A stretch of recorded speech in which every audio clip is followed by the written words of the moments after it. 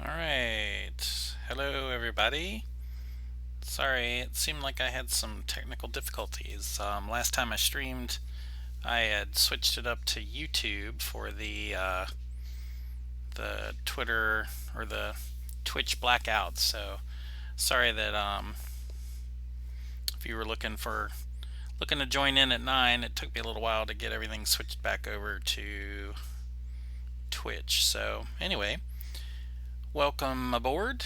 My name's Benny Smith, and I go by the Complete Commander here on Twitch and also on YouTube.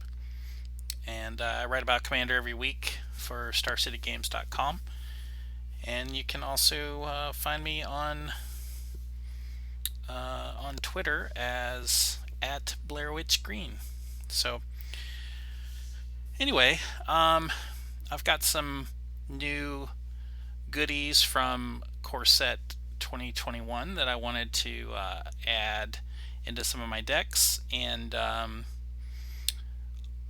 had some people asking me about this deck in particular, Saskia the Unyielding, and I thought instead of just quietly sitting in my room by myself and updating my deck, that I could sort of do a deck tech while I do upgrades. So I thought that it would be fun to kind of go over what I got going on here. So anyway, Saskia is a 4-color deck with all 4 colors except for blue, and one of the sort of my own personal style cards or sort of style of deck that that I've done with Saskia is put in what I call no guts, no glory cards, and that's cards like Final Fortune, Chance for Glory, and Glorious End. So these cards people don't expect you to play very often because they have the clause you lose the game at the end of the turn. So so Final Fortune gives you an extra turn. It's an instant speed card, and so you can sort of jump in between 2 players' turns, sort of out of sequence. If you suspect that maybe someone's going to try to combo out or maybe kill you, you can sort of get the jump on that player by maybe going before them. I mean, if you're going to probably die anyway, why not take an extra turn and see if you can figure a way out, or maybe at least sabotage them, the player that was going to knock you out anyway. So, Chance for Glory is another sort of thing where, say somebody's trying to do a board wipe, and you just needed one more turn to maybe kill a player off. You can give your creatures indestructible and then take an extra turn, and if you win the game before you lose trigger kicks in, then you've already won the game. So, and then Glorious End is a time stop for just 3 mana, so it's half the cost of the blue spell, but it does have that you lose at the beginning of your next end step. You lose the game. So anyway, I started playing some of these cards last year, just sort of on a whim, and it led to some exciting games. Sometimes I would it would pay off for me, sometimes it wouldn't, but it always made the game sort of interesting and exciting. And I mean, that's why we play Commander. So anyway, so I like these cards for that all by themselves, but since I am playing these 4 colors, I decided that I would have some ways to stop to save myself if need be. So since I'm playing white, I can play Exquisite Archangel, which is a creature with flying, And it says if you would lose the game, instead exile Exquisite Archangel and your life total becomes equal to your starting life total. So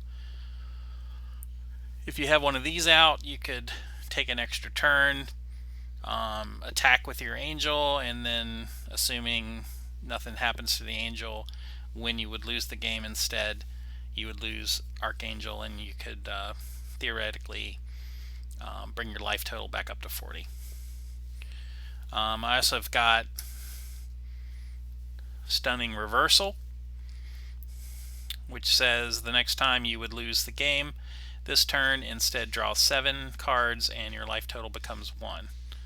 And then you exile Stunning Reversal. So again, that's another way to duck around the you lose clause here. Of course, it leaves you at 1 life, but hopefully with those 7 cards you could defend yourself, or at least you have a shot of living past that turn.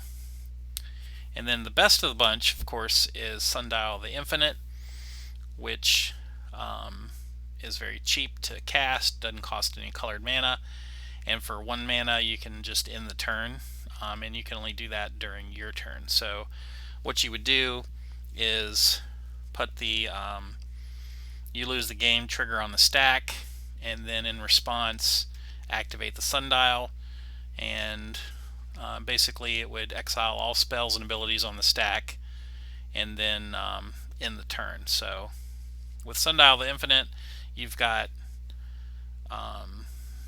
carte blanche with any of that stuff. So another kind of cool thing about Sundial the Infinite. Hello, Game Jester 1. How are you? Welcome to the chat. As the number 1 chatter today, I'm going to give you a arena code. So jump on it.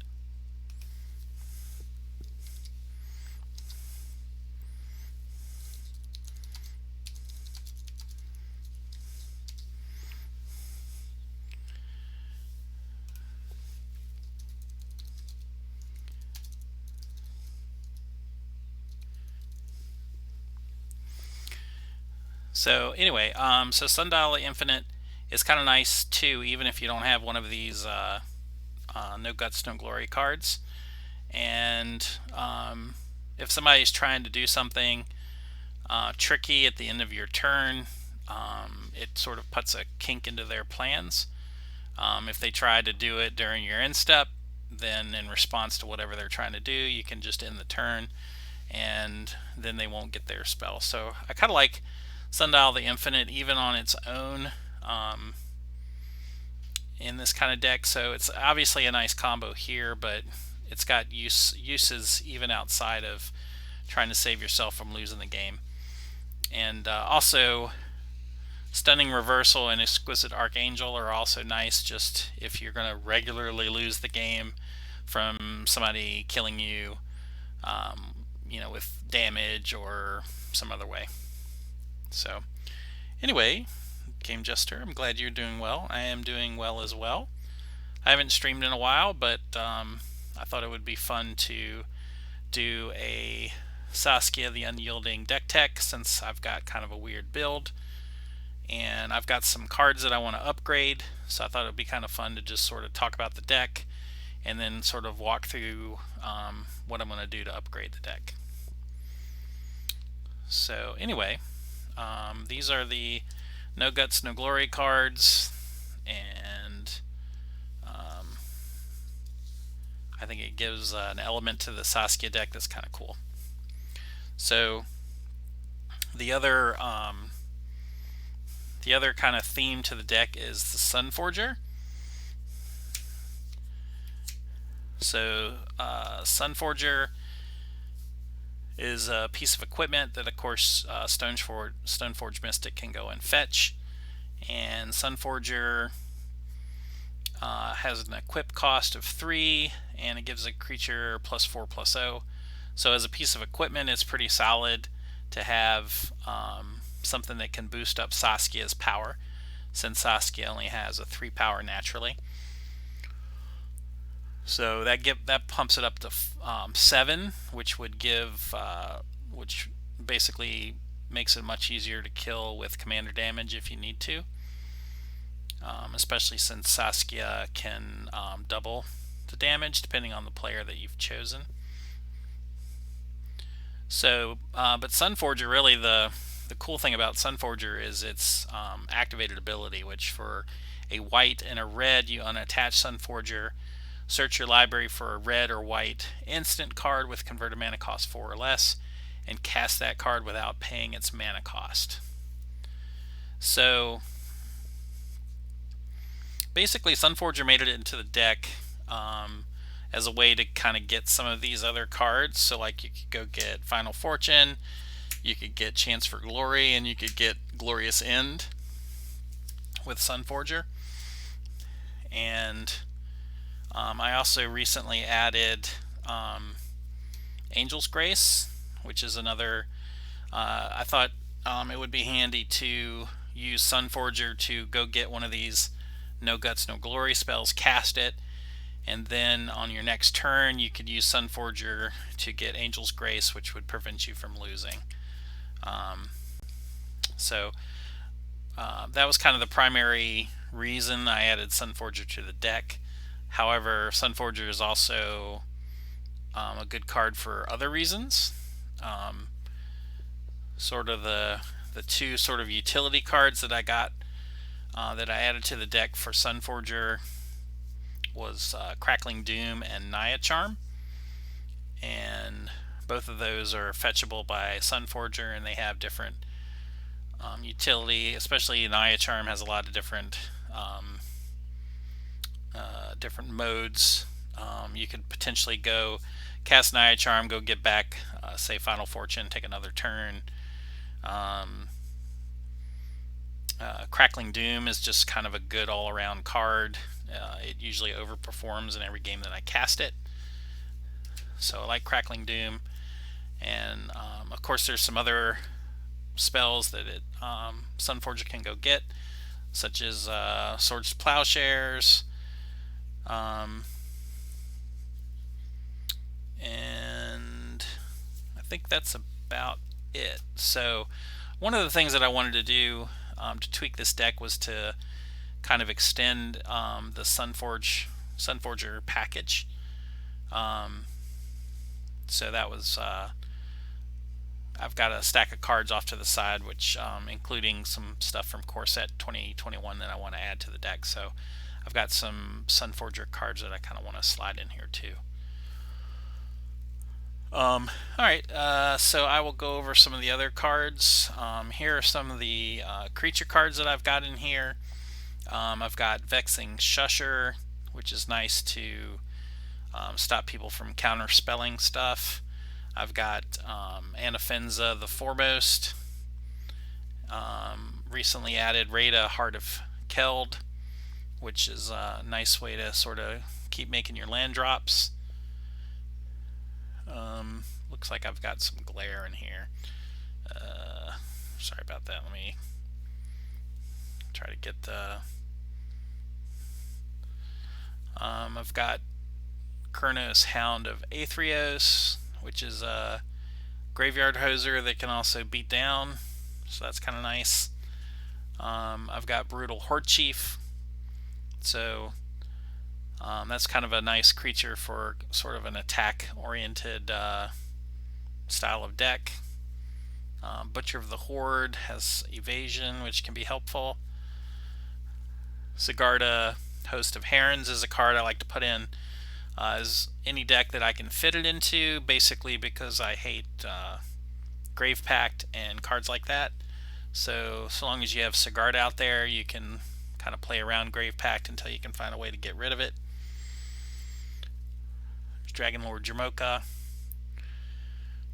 That's kind of a nice card to have if you are wanting to, cast one of your spells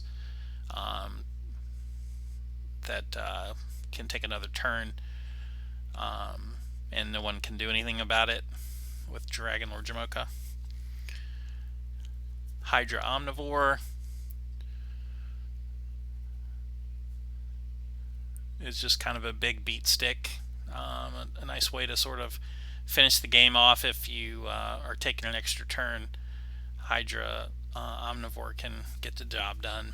And so Gazella is another card that's kind of hits hard and can finish off games, especially if you can take like an extra turn along the way. Speaking of combat, I've got some sort of combat oriented cards here as well. There's Rhythm of the Wild. So creature spells you control can't be countered, so that's always nice. I've also got Marisi, which is just a powerful card, even in a deck that's not built around it. Just if you deal damage to an opponent, you goad them, which is a nice thing to sort of get your opponents fighting amongst each other. And also, it has your opponents can't cast spells during combat, so that lets you be able to give you a window to cast something like Final Fortune during combat, and your opponents can't stop it. Iros, God of Victory, gives creatures you control menace, and it prevents all damage that would be dealt to attacking creatures you control, which is nice. Of course, Owen Frostfang is just a fantastic card in green, and attacking creatures you control have Death Touch, and whenever a creature you control deals combat damage to a player, you get to draw a card. So that's a nice source of card drawing and just general. If you have an aggressive deck you want to attack with, you can get in there with it. Xenagos, God of Revels, is of course very powerful for a deck that wants to attack. At the beginning of combat, another target creature you control gains haste and gets +1/+1 until, or +X/+X until the end of the turn, where X is that creature's power. So you can double up and get in there with some big damage.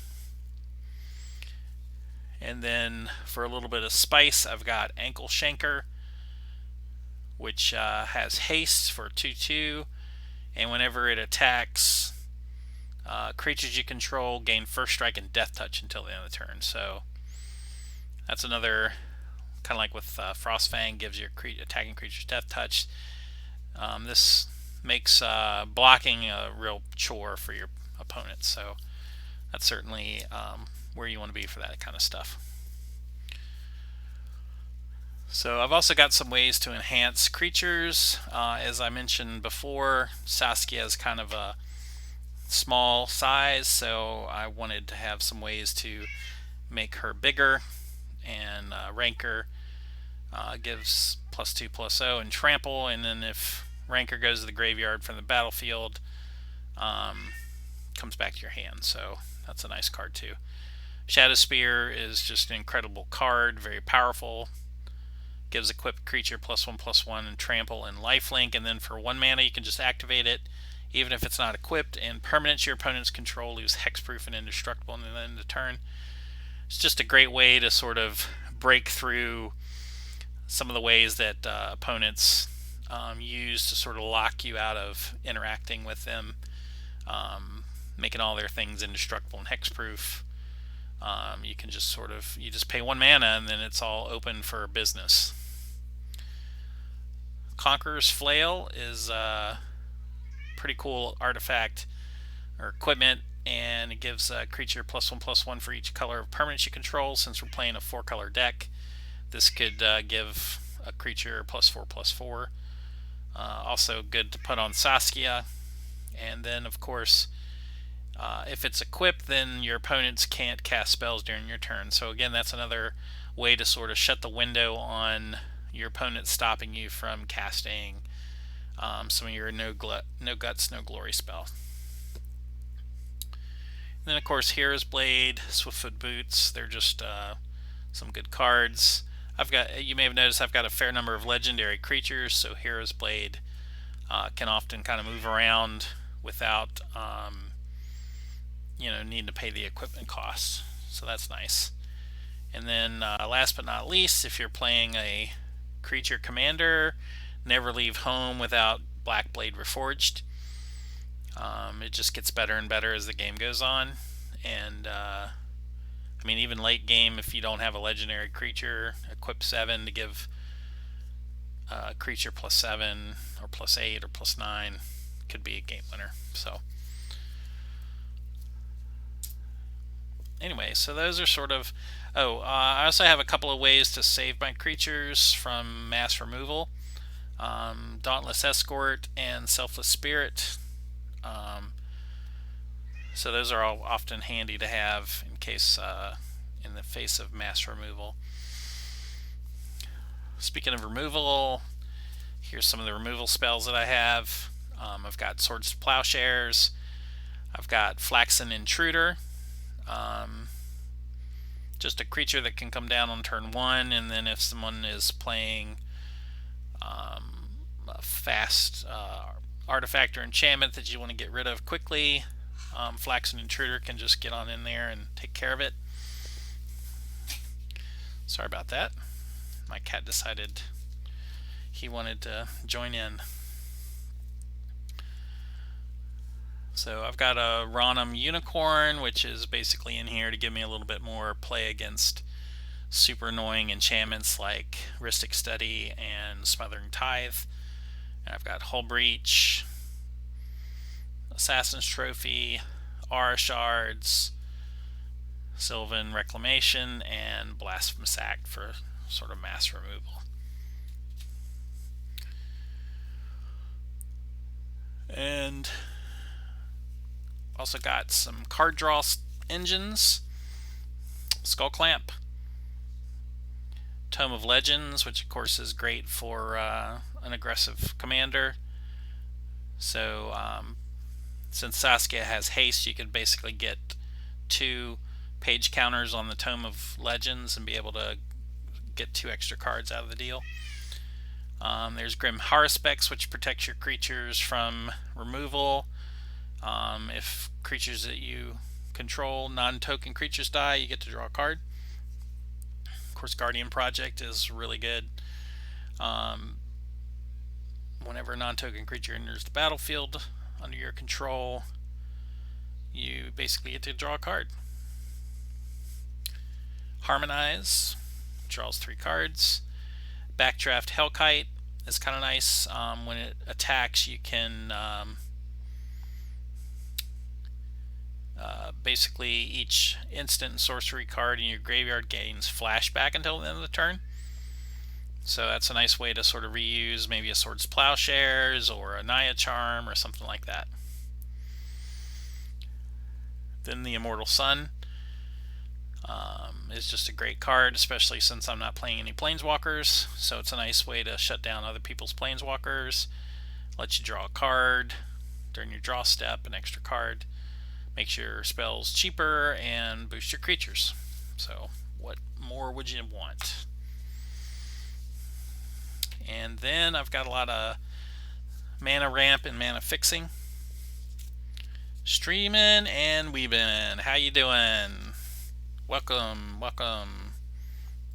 to the stream. How about an arena code? Here's an arena code for you.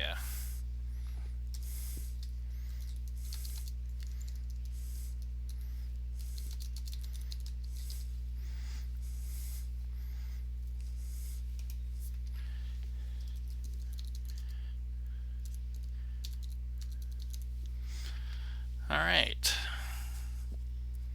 So streaming and weebin', if you're late to the party, just we're going over Saskia the Unyielding.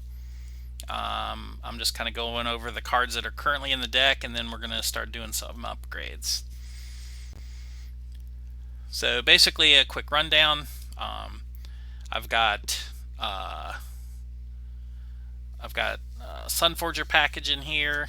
I've got a No Guts, No Glory setup in here.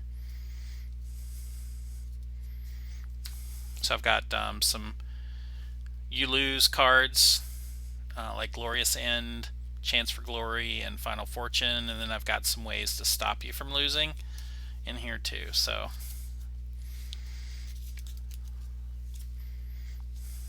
alright.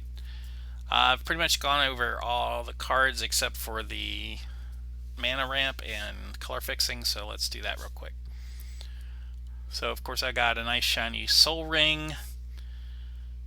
I've got Sky Shroud Elf, which is nice. I like it because it does some mana ramp, but it also can color fix.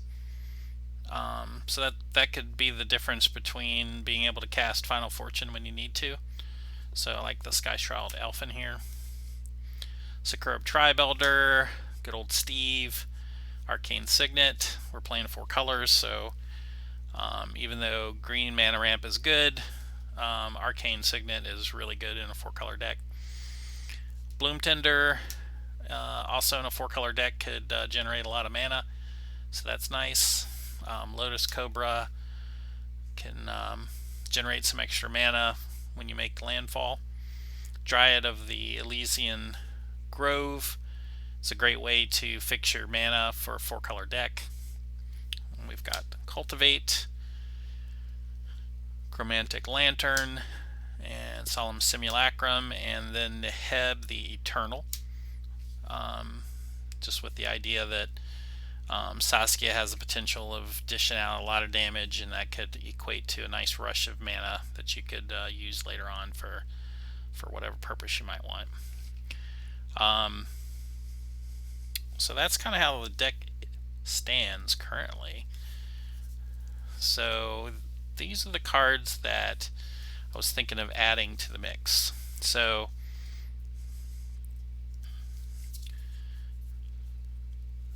from core set 21, I was looking at Liliana's Standard Bearer, which is a flash creature, a 3/1 for 3, and it says when Liliana's Standard Bearer enters the battlefield, draw X cards, where X is the number of creatures that died under your control this turn. So figured it was kind of a nice tricky way to kind of, if your opponents sweep the board, you can kind of recover, draw some cards, get another creature out there. So I thought that would be, and it's only 1 black mana to cast, so the mana requirements are pretty good. Also liked Elder Gargaroth. It's just a big beater for 5 mana. It's a 6/6 Vigilance, Trample, and Reach. So it's a way to cover some of the skies from attacks, and whenever it attacks or blocks, you get to choose one, create a 3/3 beast token, gain 3 life, or draw a card. So that's probably most of the time going to be a nice way to draw some cards. Also liked Gadrak the Crown Scourge. Potentially, since it's a cheap creature that can come down, cover the skies as a 5/4 flyer, and it can make some treasure if some of your creatures die. I'm not sure if I'm going to have enough artifacts to make it worthwhile, but it was a consideration. So those were the core set cards that I was kind of interested in maybe working in here. And then I had, there was also Selfless Savior, another nice good boy that can sacrifice to give creature you control indestructible. So I figured that was another card that could go in here and save one of your bigger creatures from removal. I also kind of wanted to add Gahiji Honored One. This is a card that I always forget about. It's a 5 mana 4/4, and whenever a creature attacks one of your opponents or a planeswalker an opponent controls, that creature gets +2/+0 until the end of the turn. So it encourages your opponents to fight amongst themselves by making their attackers more effective, and then it plays into your own aggressive strategy as well. So this is a card that I think should have been in here all along, and I just had not. I had only recently heard about it, or was reminded about it, so I wanted to find a home for it. I also wanted to add Questing Beast. The last time I played this deck, basically the only window I had to winning was just shut down by the guy who pretty much was going to lock up the game during his next turn. And the only way that I really had the only shot I had to sort of steal victory was going through combat, and he had a Spike Weaver out, and so that pretty much shut down any chance I had of pushing through damage. So if I had a Questing Beast in the deck, I might have been able to prevent that door from shutting on me. So it occurred to me that I should probably put a Questing Beast in here, especially since my deck is combat oriented. Questing Beast is a nice way to stop people from preventing damage. So those are some creatures that I wanted to add, and also I had some spells that I wanted to add to the Sunforger package. Boros Charm obviously is a great card. It has a couple of different modes. One of them is permanents you control gain indestructible until the end of the turn, or you can give a creature double strike until the end of the turn. So with Boros Charm, there's a lot of different uses. Mostly it's going to save your team from removal, but also that double strike can get there, or even just dealing 4 points of damage to a player. You know, if they're hanging on by a thread, you could just finish them off with Boros Charm. Rakdos Charm is another Sunforger target that I think might be interesting, worth a slot. You can either exile all cards from a target player's graveyard, or destroy an artifact, or have each creature deal 1 damage to its controller. So what I like about Rakdos Charm is that, you know, sometimes people get some kind of engine going where they're generating a whole bunch of creatures, and right before they attack for infinite damage or whatever, you can cast Rakdos Charm and basically kill them before they can even get an attack step. So, and of course, being able to exile a player's graveyard is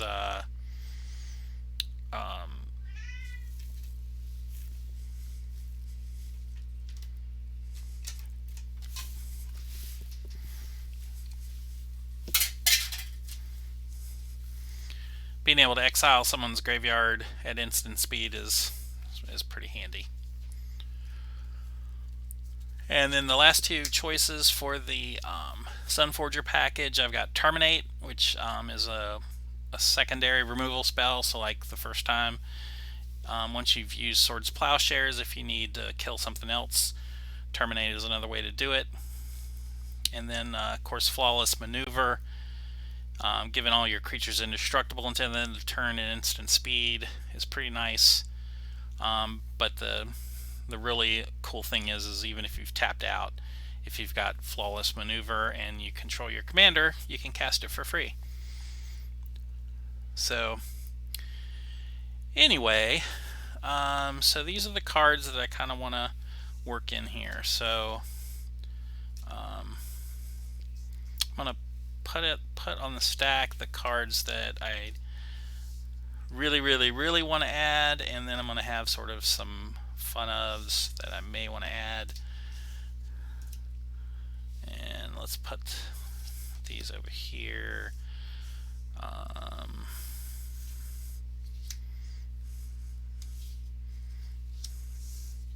Okay, so these are the cards that I definitely want to find some room in the deck for. So one of the cards that I was thinking of pulling out is Neheb the Eternal. Having that big rush of red mana I don't think is going to be super useful. I mean, unless I have like that card to that mana card that can wash the mana. So I think Neheb might be on the chopping block.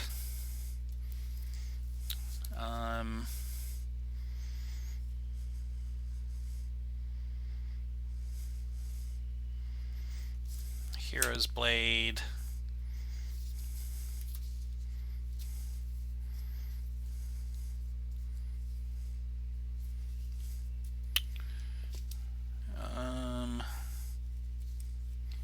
Let's look at these creatures.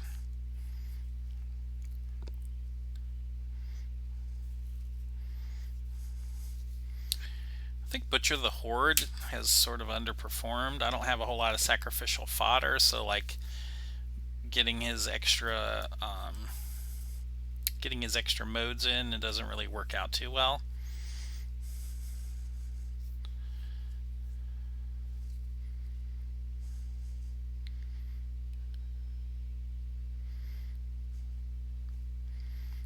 Brutal Horde Chief is another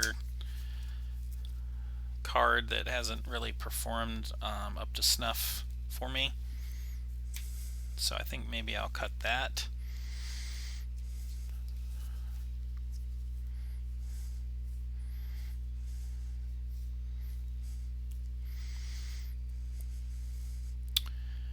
And since I'm adding in 2 5-drops, I think I might also go ahead and get rid of Ankle Shanker. So I think that's what I'm going to do. So I'm going to get rid of Ankle Shanker, Brutal Horde Chief, Butcher of the Horde, Hero's Blade, and Heb for these cards. So thank you for your service. You can relax until your next assignment.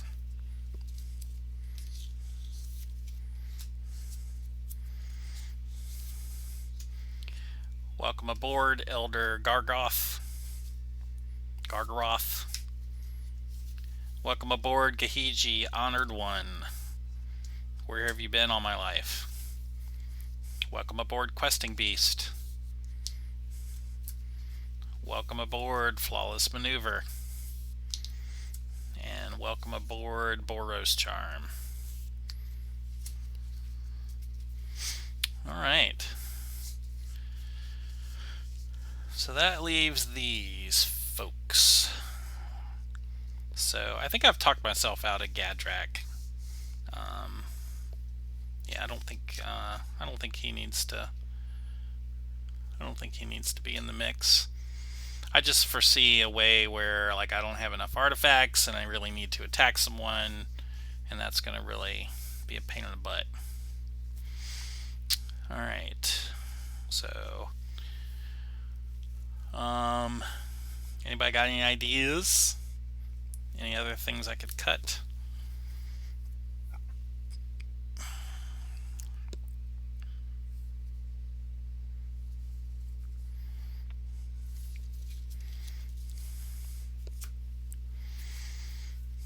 Don't want to cut any card draw.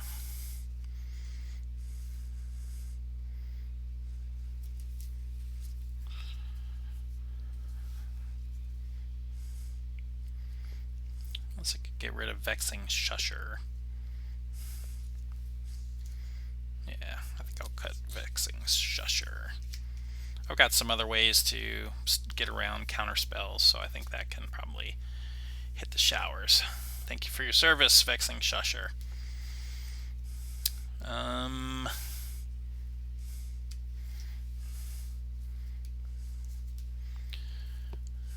like all of you. All of you are really good.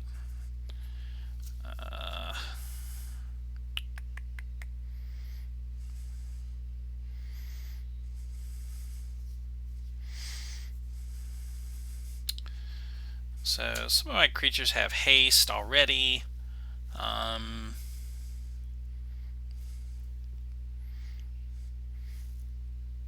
Saskia is not necessarily super expensive to cast, so like I don't necessarily see where I would want to protect her that much. So I think I'm going to get rid of Swiftfoot Boots. Thank you for your service, Swiftfoot Boots.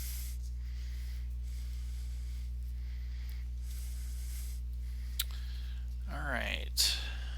Any of the mana fixing? Do I want to get rid of any of that? 1, 2, 3, 4, 5, 6, 7, 8, 9, 10. I've got 10 ramp fixing stuff.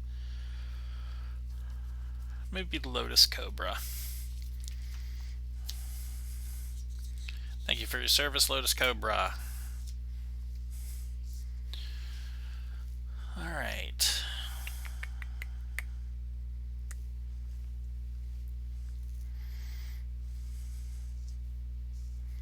Is there anything else that I would want to cut?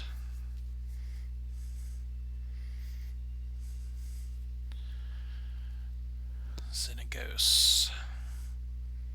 I mean, Xenagos just seems like part of the big turn. Part of a big turn involves Xenagos. So I think he stays.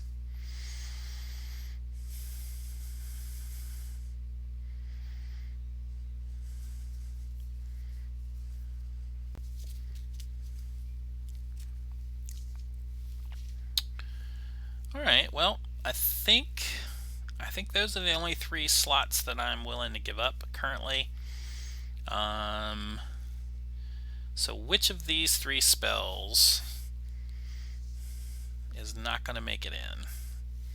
Do y'all have any ideas? Chat? Anybody?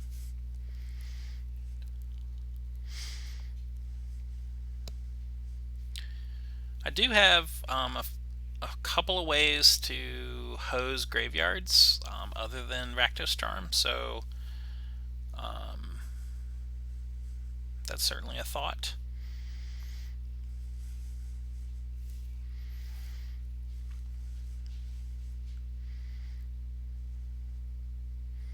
I feel like Liliana's Standard Bearer could potentially be bad sometimes, but sometimes it could be good. I don't know.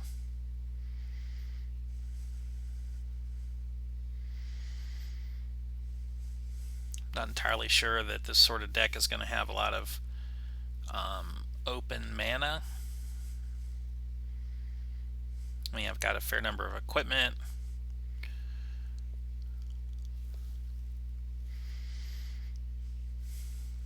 Streamin' and Weebin says likes the utility on the charm.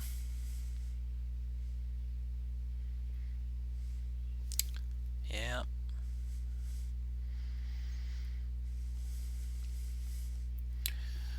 So what do we think?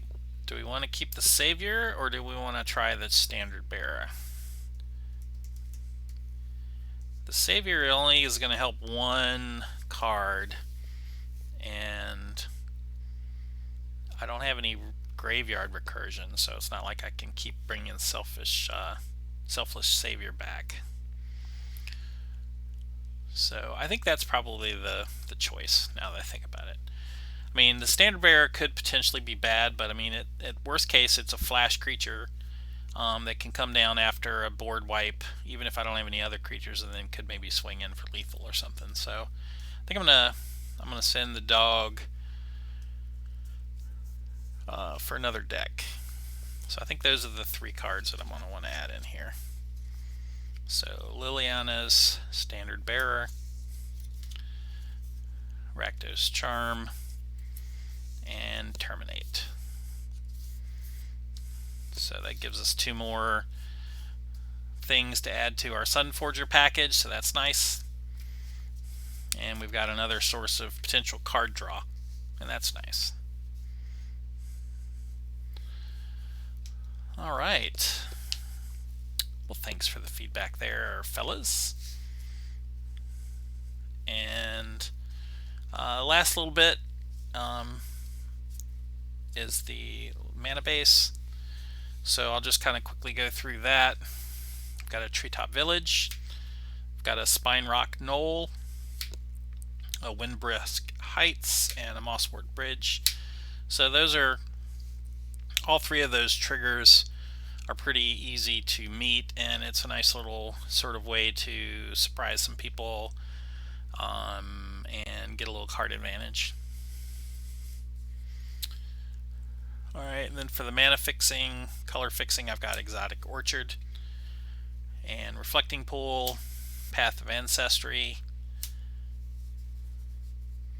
Murmuring Bosk, I've got Bountiful Promenade, Nomad Outpost, Spire Gardens, Sun Petal Grove, Temple Garden, Caves of Kolos, Karpluzan Forest, Blood Crypt, Command Tower, Sandstep Citadel, Jungle Shrine, Luxury Suite, Savage Lands, Rootbound Crag, Dragon Skull Summit, and then the rest are basic lands. So I've got 1, 2, 3, 4, 5 plains. I've got 1, 2 swamps.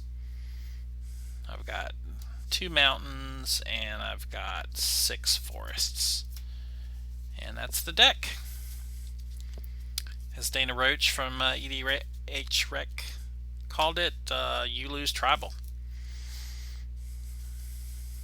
Since it's got Glorious End, Chance for Glory, and Final Fortune.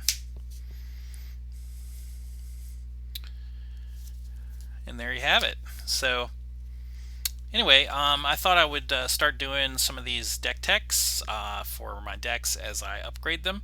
Thought they might make fun videos, fun streams, and of course getting some feedback from people in the chat is always helpful too. Streamin' and Weebin advises I could run Indatha and the Savai Triomes. That's very true. They could probably replace a couple of the other tri-lands pretty easily. So I don't think I have too many of those extra currently, but I'm certainly looking to pick up a few. Alright, and with that I will conclude this stream, and I appreciate you folks for coming out and checking things out, and hopefully I catch up with you next time.